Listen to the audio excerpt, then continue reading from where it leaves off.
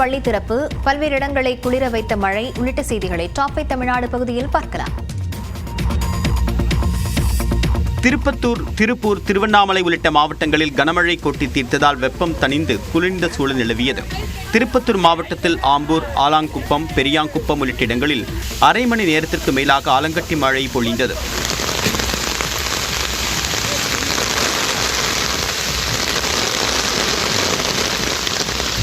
விண்ணமங்கலத்தில் உள்ள நாகலம்மன் கோவில் வளாகத்தில் இருந்த பூவரச மரம் கனமழையால் முறிந்து வீட்டின் மீது விழுந்தது. அதே பகுதியில் உள்ள தண்டுமாரியம்மன் கோவில் அருகில் இருந்த ஆலமரமும் கனமழையின் காரணமாக வேருடன் சாய்ந்து கோவில் மீது விழுந்தது. திருவண்ணாமலை மாவட்டத்தில் ஆரணி, சேவூர், குன்னத்தூர், காமக்கூர் உள்ளிட்ட இடங்களில் காற்றுடன் கனமழை கொட்டி தீர்த்தது. பலத்த காற்று காரணமாக மேல்நகர் கிராமத்திற்கு சென்று கொண்டிருந்த மினி பேருந்து மீது புளிய மரம் சாய்ந்ததில் ஓட்டுநர் உட்பட 10க்கும் மேற்பட்டோர் காயமடைந்தனர். திருப்பூர் மாவட்டத்தில் செங்கப்பள்ளி, பெருமாநல்லூர், சர்க்கார், பெரியபாளையம் உள்ளிட்ட இடங்களில் மாலை நேரத்தில் பலத்த மழை பெய்தது. இதன் காரணமாக வாகன ஓட்டிகள் மின் விளக்குகளை ஒளிரவிட்டபடி சென்றனர். ஈரோட்டில் கருங்கல்பாளையம், மூலப்பாளையம், வீரப்பன் சித்திரம் உள்ளிட்ட இடங்களில் 1 மணி நேரத்திற்கு மேலாக பெய்த மழையின் காரணமாக சாலைகளில் தண்ணீர் சூழ்ந்தது. நீலகிரி மாவட்டத்தில் தேவாலா சுற்று வட்டாரத்தில் 1 மணி நேரத்திற்கு மேலாக இடியுடன் கூடிய கனமழை பெய்தது. இதனால் சாலைகளில் மழைநீர் பெருக்கெடுத்து ஓடியது. ஜல்ஜீவன் திட்டம் 2.0 திட்டத்தை செயல்படுத்துவதற்காக மத்திய அரசுக்கும் தமிழ்நாடு அரசுக்கும் இடையே ஒப்பந்தம் கையெழுத்தாகியுள்ளது. தமிழ்நாடு முதலமைச்சர் விஜய் சென்னை தலைமை செயலகத்திலிருந்தும் மத்திய அரசின் ஜல்சக்தி துறை அமைச்சர் CR பாட்டீல் டெல்லியிலிருந்தும் காணொலி காட்சி வாயிலாக கலந்து கொண்ட கூட்டத்தில் இத்திட்டத்தின் நீட்டிக்கப்பட்ட செயலாக்க காலத்திற்கான புரிந்துணர்வு ஒப்பந்தம் கையெழுத்திடப்பட்டது. ஜல்ஜீவன் திட்டம் முதற்கட்டமாக 2019 ஆண்டு முதல் 2024 ஆண்டு வரை செயல்படுத்தப்பட்டது. தற்போது மத்திய அமைச்சரவையின் ஒப்புதலின் அடிப்படையில் இத்திட்டம் 2028 ஆண்டு டிசம்பர் மாதம் வரை நீட்டிக்கப்பட்டுள்ளது.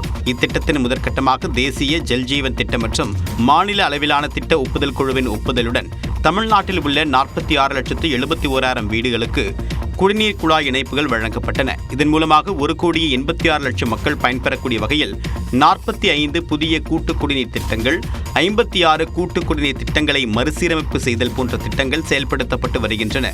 முதற்கட்டமாக ஜல்ஜீவன் திட்டத்தின் கீழ் ஒப்புதல் அளிக்கப்பட்ட திட்டங்களின் மதிப்பீடு 18,123 கோடியாக உள்ள நிலையில் அதில் மத்திய அரசின் பங்கு 9,025 கோடியாக உள்ளது. தற்போது இத்திட்டத்தின் நீட்டிக்கப்பட்ட செயலாக்க காலத்திற்கான புரிந்துணர்வு ஒப்பந்தம் கையெழுத்திடப்பட்டதன் மூலமாக மத்திய அரசின் குடிநீர் மற்றும் சுகாதாரத்துறையால் தமிழ்நாட்டிற்கு வழங்கப்பட வேண்டிய தொகையில் முதற்கட்டமாக 2,177 கோடி ரூபாய் கிடைக்கப்பெறும் என்று தமிழ்நாடு அரசு தெரிவித்துள்ளது. கோடை விடுமுறைக்கு பின் திட்டமிட்டபடி நாளை பள்ளிகள் திறக்கப்படும் என அமைச்சர் செங்கோட்டையன் தெரிவித்துள்ளார். சென்னை எழிலகத்தில் உள்ள மாநில அவசர கட்டுப்பாட்டு மையத்தில் வருவாய் மற்றும் பேரிடர் மேலாண்மை துறை அமைச்சர் செங்கோட்டையன் ஆய்வு மேற்கொண்டார். தென்மேற்கு பருவமழை தொடங்க உள்ள நிலையில் தமிழ்நாட்டின் மேற்கு தொடர்ச்சி மலை மாவட்டங்களில் மேற்கொள்ளப்பட்டுள்ள முன்னெச்சரிக்கை நடவடிக்கை குறித்து அதிகாரிகளிடம் கேட்டறிந்தார். பின்னர் செய்தியாளர்களை சந்தித்த அவர் வெப்பநிலை குறைந்திருப்பதால் நாளை திட்டமிட்டபடி பள்ளிகள் திறக்கப்படும் என கூறினார். வெயில் தாக்கம் இருக்கிறது என்பதற்காகத்தான் 1ஆம் தேதி பள்ளி திறப்பதை 4ஆம் தேதி தள்ளிவிட்டார்கள். இப்போது 41% 2 நாட்களுக்கு முன்னால் இருந்த வெப்பநிலை 35% குறைந்திருக்கிறது. மிதமாக இருக்கிறது இப்போது. ஆகிய பள்ளி திறப்பில் எந்த தடையும் இல்லை. தொடர்ந்து பேசிய அவர் 3 இடங்களில் ரேடார் கருவிகள் மூலம் மழையின் அளவை தொடர்ந்து கண்காணித்து வருவதாக குறிப்பிட்டார். திருவண்ணாமலையில் கிரிவலம் சென்றுவிட்டு திரும்பிய 2 பெண்களை ஆபாச படம் எடுத்து பாலியல் தொந்தரவு கொடுத்ததாக 8 பேர் கைது செய்யப்பட்டனர். தருமபுரி மாவட்டத்தைச் சேர்ந்த திருமணமான பெண் ஒருவர் தனது நண்பர்களுடன் கடந்த 30ஆம் தேதி திருவண்ணாமலையில் கிரிவலம் மேற்கொண்டார். இவர் கிரிவலம் முடித்துவிட்டு தனது இருசக்கர வாகனத்தில் செங்கம் சாலை வழியாக தருமபுரிக்கு திரும்பிக் கொண்டிருந்தார். பெரிய கோலாப்பாடி பாறை அருகே அடையாளம் தெரியாத நபர்கள் கத்தி உள்ளிட்ட ஆயுதங்களை காட்டி மிரட்டி அவர் அணிந்திருந்த 2 சவரன் நகைகளை பறித்ததோடு அவரை ஆபாசமாக வீடியோ எடுத்து அனுப்பிவிட்டனர். மறுநாள் அதே நபர்கள் அந்த பெண்ணை தொடர்பு கொண்டு 1 லட்சம் ரூபாய் பணம் கேட்டு மிரட்டியுள்ளனர். அவ்வாறு பணம் தரவில்லை என்றால் அந்த பெண்ணின் ஆபாச படங்களை வெளியே விடுவோம் என மிரட்டியதால் முதற்கட்டமாக 4,000 ரூபாய் அனுப்பியுள்ளார். மேலும் தொந்தரவு கொடுத்ததால் பாதிக்கப்பட்ட பெண் காவல்துறைக்கு புகார் அளித்துள்ளார். இதேபோன்று கிரிவலம் வந்துவிட்டு தனது நண்பருடன் இருசக்கர வாகனத்தில் சென்ற அழகு நிலையத்தில் பணியாற்றிய பெண்ணுக்கும் இதே அவலம் நேர்ந்துள்ளது. இந்த 2 சம்பவங்கள் குறித்து 10க்கும் மேற்பட்ட பிரிவுகளில் வழக்கு பதிவு செய்த காவல்துறையினர் 5 தனிப்படைகளை அமைத்து குற்றவாளிகளை தேடி வந்தனர். இதனையடுத்து ஆடையூர் கிராமத்தைச் சேர்ந்த வாசு, ஆகாஷ், தமிழரசன், அப்பு, ஹரிஹரன் உள்ளிட்ட 8 பேரை கைது செய்தனர். தலைமறைவாக உள்ள 3 பேரை தேடி வருகின்றனர். சென்னை கோயம்பேட்டில் பாரில் ஏற்பட்ட தகராறில் ஏற்கனவே இளம்பெண் ஒருவர் உயிரிழந்த நிலையில் சிகிச்சை பெற்று வந்த சிறுமியும் உயிரிழந்தார்.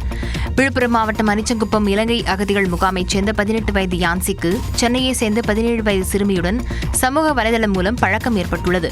சென்னை வந்த யான்சியை அந்த சிறுமி மற்றும் அவரது நண்பர்கள் கோயம்பேட்டில் உள்ள பாருக்கு சனிக்கிழமை இரவு அழைத்துச் சென்றனர். அப்போது பாரில் நடனமாடிய போது மற்றொரு தரப்பினருடன் தகராறு ஏற்பட்டுள்ளது. பார் உரிமையாளர்கள் இரு தரப்பினரையும் வெளியேற்றிய நிலையில் அங்கும் தகராறு ஏற்பட்டுள்ளது. இதில் எதிர் தரப்பினர் யான்சி மற்றும் சிறுமி சென்ற இருசக்கர வாகனம் மீது காரை மோதியதாக தெரிகிறது. இதில் யான்சி சம்பவ இடத்திலேயே உயிரிழந்தார். படுகாயமடைந்த சிறுமிக்கு கீழ்ப்பாக்கம் மருத்துவமனையில் சிகிச்சை அளிக்கப்பட்டு வந்தது. ஆனால் அவர் சிகிச்சை பலனின்றி உயிரிழந்ததாக மருத்துவர்கள் அறிவித்துள்ளனர். தமிழ்நாட்டின் அரசியல் களத்தை பரபரப்பாக்கிய செய்திகளை அரசியல் செய்திகள் பகுதியில் பார்க்கலாம்.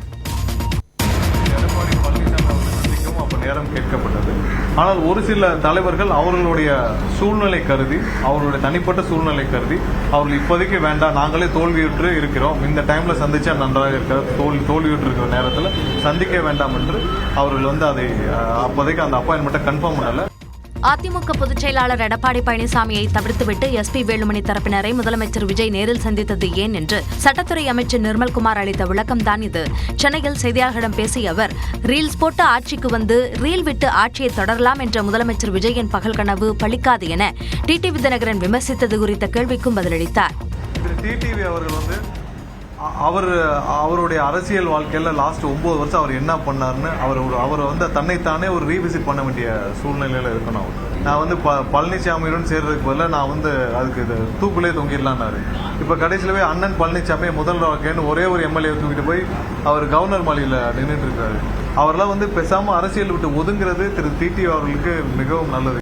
பயிர்க்கடன் தள்ளுபடி மூலம் 80 விழுக்காட்டுக்கும் மேல் விவசாயிகள் பயனடைந்துள்ளதாகவும் அமைச்சர் நிர்மல்குமார் தெரிவித்தார். திருச்சியில் உடல் மொழியுடன் பேசிய முதலமைச்சர் விஜய்க்கு சட்டமன்றத்தில் அது எங்கே போனது என்று திமுக துணை பொதுச் செயலாளர் ராசா கேள்வி எழுப்பியுள்ளார். சென்னையில் செய்தியாளர் பேசிய அவர், நக்கல் நையாண்டியுடன் பேசுவது முதலமைச்சர் இருக்கைக்கு அழகல்ல என்றும் தெரிவித்தார். சட்டமன்றத்திற்குள்ளே தளர்வு, சோர்வு, தயக்கம், மயக்கம், இயலாமை. ஆனால் திருச்சியில் ஏன் இந்த வீரவசனம்? அந்த வசனத்தை எழுதி கொடுத்தது யார்? தாவேகாவில் சாதி மதம் பார்த்து வேட்பாளர்களை நிறுத்தவில்லையா என்றும் ராசா வினவினார். அந்த அல்லு சில்லு வீட்டுக்கு நீங்களே போய் சால்வை போட்டு அவங்களோட ஓட்டை வாங்கினீங்களே, அந்த அல்லு சில்லுகிட்ட போய் கெஞ்சி கூத்தாடினது தில்லுமுல்லா அரசியல் அநாகரிகமா? திமுக அதிமுக கூட்டணி பேச்சு குறித்த கேள்விக்கு கட்சியின் 2ஆம் கட்ட தலைவர்கள் பேசி இருக்கலாம் என்று ராசா பதிலளித்தார். திமுகவிலையோ அதிமுகவிலையோ 2ஆம் கட்ட 3ஆம் கட்ட தலைவர்கள் இது என்ன ஒரு புதுசா இருக்கிற தமிழ்நாட்டுக்கு இது நல்லதா? ஏன் நம்ம திராவிட சித்தாந்தத்தில் ஒன்று தானே அப்படின்னு முயற்சி பண்ணி பேசியிருக்கலாம். ஜனநாயகத்தில் பேசக்கூடாதுன்னு ஒன்று கிடையாது. மேகதாது விவகாரத்தில் DK சிவகுமாரின் கருத்துக்கு முதலமைச்சர் விஜய் எதிர்வினையாற்றாதது ஏன் என்றும் ராசா வினவினார். தமிழ்நாட்டில் காலியாக உள்ள ஒரு மாநிலங்களவை உறுப்பினர் இடத்தை காங்கிரசுக்கு வழங்குமாறு தாவேகாவுடன் பேச இருப்பதாக தமிழ்நாடு காங்கிரஸ் மேலிட பொறுப்பாளர் கிரிஷ் ஷோடங்கர் தெரிவித்துள்ளார். சென்னை விமான நிலையத்தில் செய்தியாளர்களிடம் பேசிய அவர், முதலமைச்சர் விஜயை காங்கிரஸ் மூத்த தலைவர் ப. சிதம்பரம் சந்தித்தது குறித்த கேள்விக்கு பதிலளித்தார். Discuss this and see what is that. We have to discuss with TVK about it. Tall leader of our Tamil Nadu and the country, and I was very happy to know that the both Chief Minister and our leader Chidambaram ji had a long meeting. I am confident that this meeting will definitely in the best interest of Tamil Nadu. இதேபோன்று India கூட்டணியில் தாவேகா அங்கம் வைக்க உள்ளதா என்ற கேள்விக்கும் பதிலளித்தார். Right now, they are about to give a name to alliance in the Tamil Nadu. As far as India alliance is concerned, it is a subject that is handled in Delhi. India கூட்டணியில் திமுக ஒரு அங்கம் என்றும் கிரிஷ் ஷோடங்கர் கூறினார்.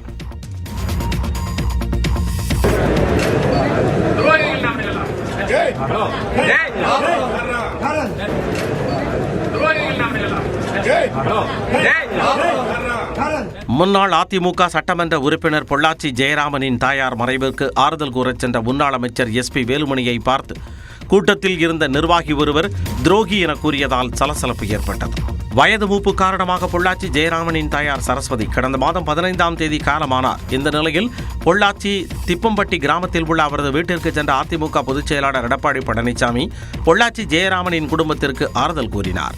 அதற்கு முன்னதாக முன்னாள் அமைச்சர் SP Velumani அவரது வீட்டிற்கு சென்று ஆறுதல் தெரிவித்தார். அப்பொழுது கூட்டத்தில் இருந்த நிர்வாகி ஒருவர் துரோகி என குரல் எழுப்பியதால் பரபரப்பு ஏற்பட்டது. இதனால் SP வேலுமணியின் முகம் சற்று மாறியது.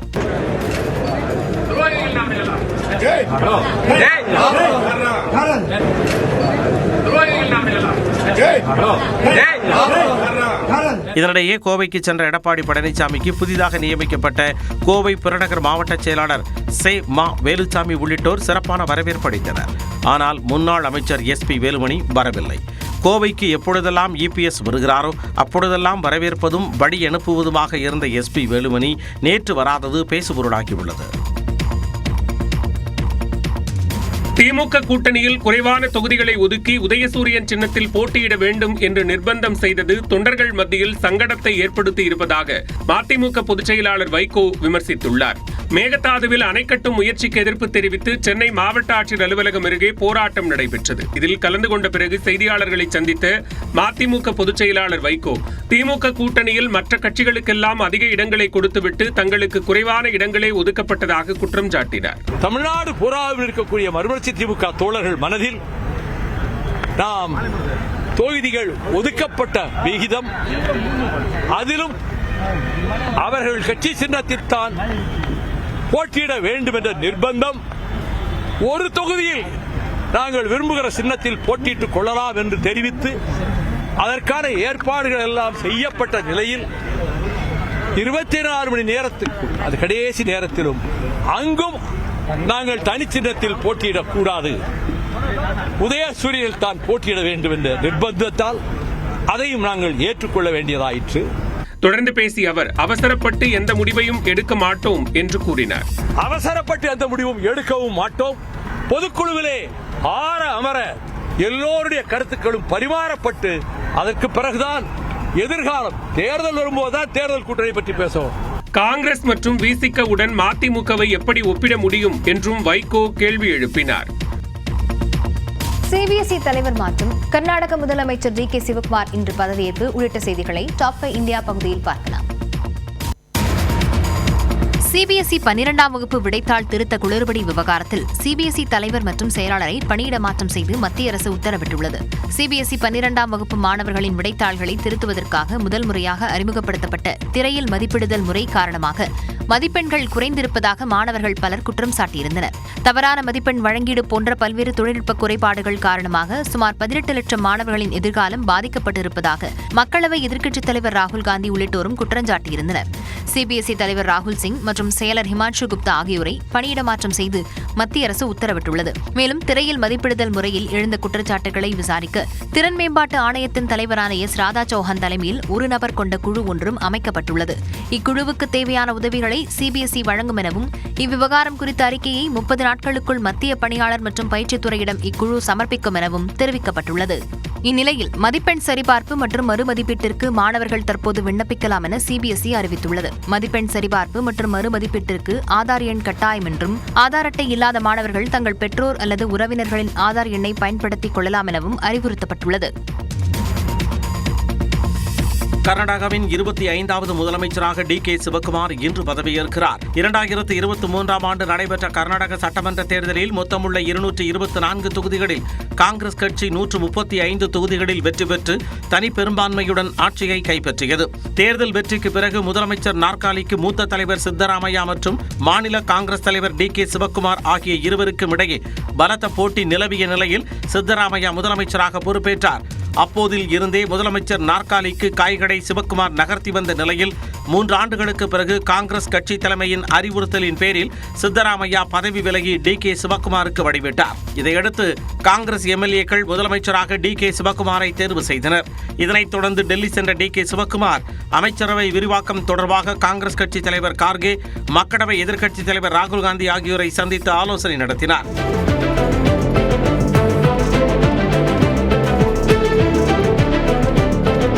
இந்நிலையில் கர்நாடகாவின் 25வது முதலமைச்சராக இன்று பதவியேற்கிறார் DK சிவகுமார்.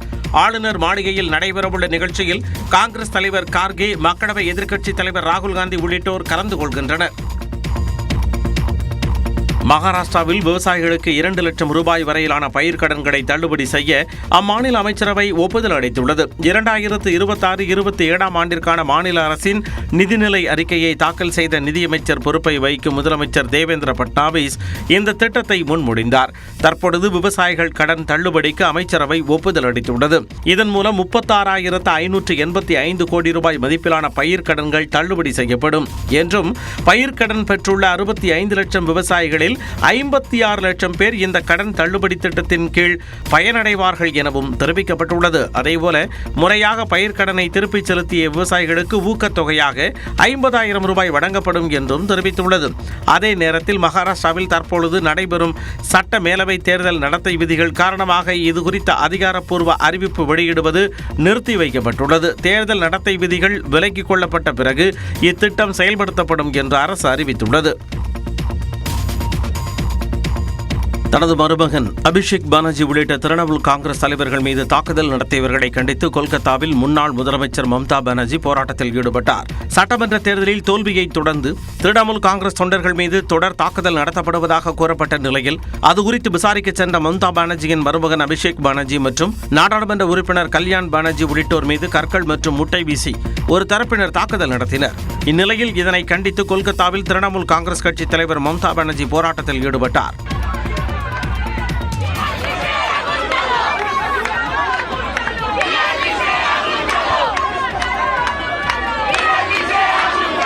உரிய அனுமதியின்றி போராட்டத்தில் ஈடுபட்ட மம்தா பானர்ஜி உள்ளிட்டோரை காவல்துறையினர் தடுக்க முயன்ற நிலையில் கொல்கத்தாவில் போராட தங்களுக்கு அனுமதி வழங்காவிட்டால் டெல்லி சென்று போராட உள்ளதாக தெரிவித்தார். இதனிடையே தேர்தல் தோல்வியால் கடும் அதிருப்தியில் உள்ள 50 எம்எல்ஏக்கள் ரிதபரதா பானர்ஜி தலைமையில் ஒரு அணியாக திரண்டு மம்தா பானர்ஜியிடம் இருந்து கட்சி மற்றும் சின்னத்தை பறிக்க திட்டமிட்டுள்ளதாக தகவல் பரவியது. முன்னதாக மம்தா பானர்ஜி வீட்டில் எம்எல்ஏக்கள் ஆலோசனை கூட்டம் நடைபெற்ற நிலையில் அதில் மொத்தமுள்ள 80 எம்எல்ஏக்களில் 20 பேர் மட்டுமே கலந்து கொண்டது குறிப்பிடத்தக்கது.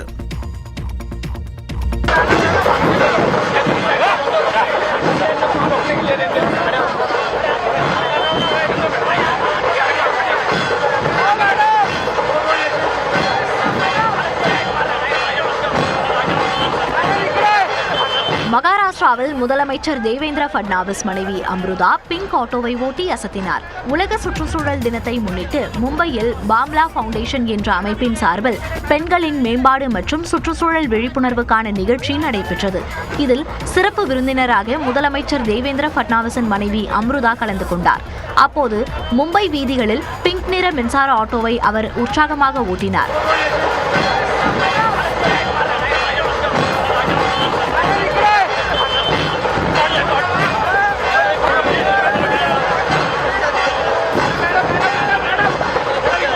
ஆட்டோவின் பின் இருக்கையில் அமர்ந்திருந்த பாலிவுட் நடிகை பூமி பெட்னேக்கர் உள்ளிட்டோர் அவரை உற்சாகப்படுத்தினர். முதல்வரின் மனைவி என்றால் சும்மாவா என்ற ரீதியில் இந்த வீடியோவை அவரது ஆதரவாளர்கள் மற்றும் கட்சி தொண்டர்கள் இணையத்தில் பகிர்ந்து வருகின்றனர்.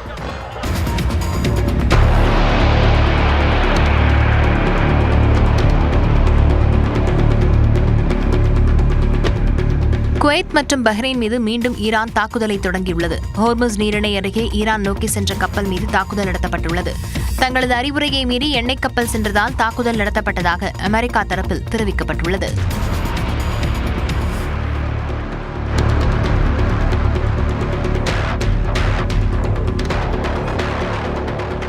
மத்திய கிழக்கு நாடுகளில் ஈரான் நடத்தவிருந்த தாக்குதலை தடுக்கும் வகையில் ஈரானின் கேஷ் தீவில் ஏவுகணைகள் வீசி தாக்கியதாக அமெரிக்கா அறிவித்துள்ளது. இந்த தாக்குதலுக்கு பதிலடி கொடுக்கும் வகையில் குவைத், பஹ்ரைன் மீது ஈரான் தாக்குதல் நடத்தியது.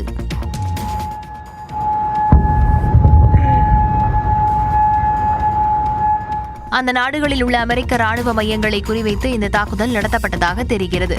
மேலும் அமெரிக்க ஹெலிகாப்டர் மீதும் தாக்குதல் நடத்தப்பட்டதாக ஈரான் அறிவித்தது. ஆனால் ஈரான் வீசிய ஏவுகணை தகர்க்கப்பட்டதாக அமெரிக்காவின் மத்திய கமாண்ட் அறிவித்துள்ளது.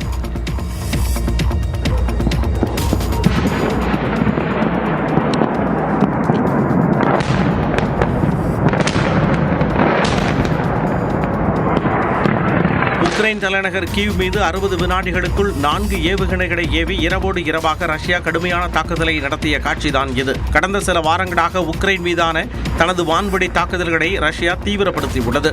இந்நிலையில் நேற்று முன்தினம் நள்ளிரவு முதல் அதிகாலை வரை கீவ், டினிப்ரோ, போல்டாவா, கார்கிவ் உள்ளிட்ட நகரங்களை குறிவைத்து 73 ஏவுகணைகளையும் 656 ஆளில்லா விமானங்களையும் ஏவி ரஷ்யா தனது மிகப்பெரிய வான்வெடி தாக்குதல்களை நடத்தியுள்ளது.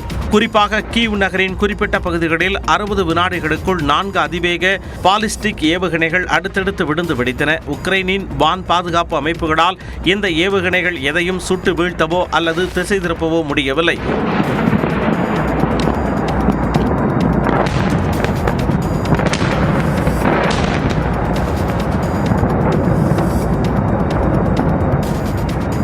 ஏவுகணைகள் நேரடியாக இலக்குகளை தாக்கியதால் கீவ் நகரம் முழுவதும் தொடர் வெடிச்சத்தங்களும் பெரும் தீ விபத்துகளும் ஏற்பட்டன. நாடு தழுவிய கொடூர தாக்குதலில் 22க்கும் மேற்பட்ட பொதுமக்கள் உயிரிழந்தனர். 130க்கும் அதிகமானோர் படுகாயமடைந்தனர்.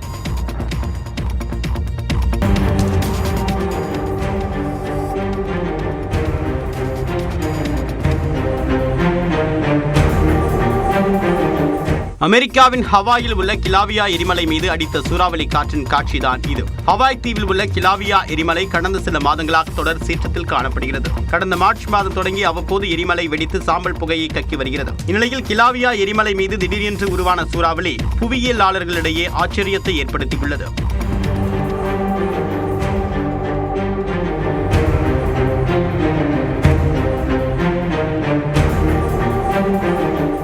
ஏற்கனவே கிலாவியா எரிமலையிலிருந்து தீப்பிழம்புகள் வெளியேறி வரக்கூடிய நிலையில் தற்போது திடீரென்று உருவான சூறாவளியால் அந்த பகுதிக்கு சுற்றுலா பயணிகள் மற்றும் பொதுமக்கள் செல்ல முற்றிலுமாக தடை விதிக்கப்பட்டுள்ளது.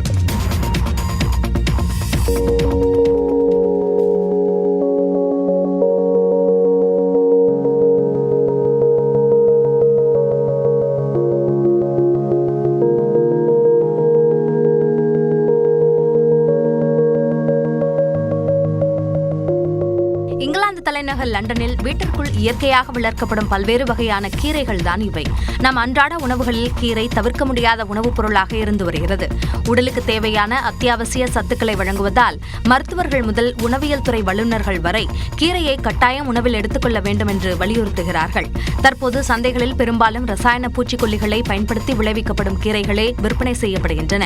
இந்நிலையில் இங்கிலாந்து தலைநகர் லண்டனைச் சேர்ந்த ஹோம் ஹார்வெஸ்ட் என்ற ஸ்டார்ட் அப் நிறுவனம் வீட்டிற்குள்ளேயே கீரைகளை வளர்த்து விற்பனை செய்கின்றன. We put the mat in and the mats are watered on a regular basis a multiple number of times each day.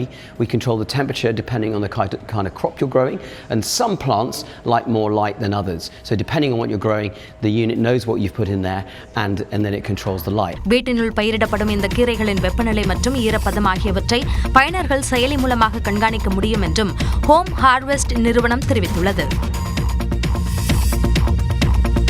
அமெரிக்க உளவுத்துறையின் புதிய செயல் இயக்குநராக அரசின் வீட்டு வசதி நிதி நிறுவன இயக்குநர் பில் ஃபுல்டேவை நியமித்து அதிபர் டொனால்டு ட்ரம்ப் அறிவித்துள்ளார். அமெரிக்க உளவுத்துறை இயக்குநராக இருந்த துல்சி கப்பாட் வரும் 30ஆம் தேதியுடன் பதவி விலக உள்ளதாக அறிவித்துள்ளார். இதனைத் தொடர்ந்து உளவுத்துறையின் செயல் இயக்குநராக அரசின் தலைமை வீட்டு வசதி நிதி நிறுவனம் மற்றும் அடகு நிறுவனங்களின் இயக்குநராக உள்ள பில் ஃபுல்டேவை நியமித்து அதிபர் டொனால்டு ட்ரம்ப் உத்தரவிட்டுள்ளார். அதே நேரம் அவர் ஏற்கனவே வகித்து வரும் பதவிகளையும் தொடர்ந்து அவர் கவனிப்பார் என்று ட்ரம்ப் அறிவித்துள்ளார். தேச பாதுகாப்பு குறித்த அனுபவமே இல்லாத ஒருவரை உளவுத்துறை இயக்குநராக நியமித்திருப்பதாக ஜனநாயக கட்சியினரும் குடியரசுக் கட்சியைச் சேர்ந்த சிலரும் விமர்சித்துள்ளனர். அதே நேரம் அமெரிக்காவின் பல்வேறு முக்கியத்துவம் வாய்ந்த விவகாரங்களை கையாண்ட அனுபவத்தை ஃபுல்டே பெற்றிருப்பதாக ட்ரம்ப் தெரிவித்துள்ளார். ஈரானுடனான போர் உள்ளிட்ட விவகாரங்கள் நீடித்து வரும் நிலையில் உளவுத்துறை இயக்குநரின் மாற்றம் முக்கியத்துவம் வாய்ந்ததாக கருதப்படுகிறது.